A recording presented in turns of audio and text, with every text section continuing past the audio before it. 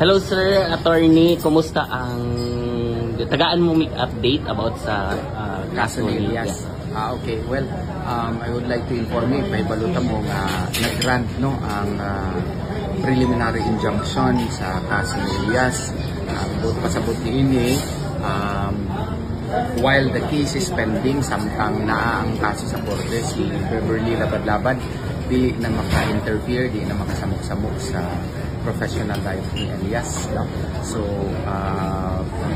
kana mag-permanente ka na while the case is pending. No?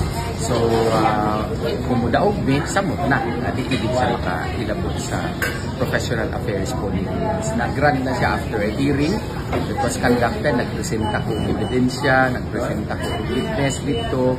Si Ryan Porras akong presenta, not only for in his behalf but also in behalf of Elias.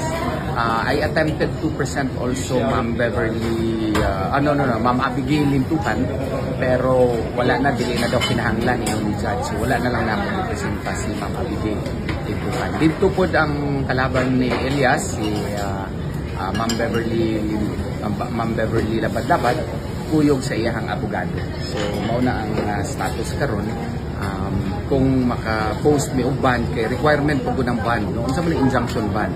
That is the requirement of the law nga kung mahatagan kag preliminary injunction, i-deposito nimo sa korte. Kay in kaso lang kung nasayop ang korte sa pag-issue ato nga ban, mautoy kuhaon sa pikas by way of damages. Pero kung wala na sayop ang korte, kuhaon ra buto na mo balik. Ana na siya ang injunction ban.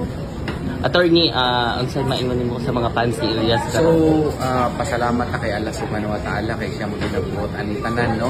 Ang buot lamang pasabot ni ining naagid ay justisya diri sa kalibutan. Dili ta wadaan o paglaom o kita permanenting mga lipuyo ang Allah subhanahu wa ta'ala nga magtinarong lang ta.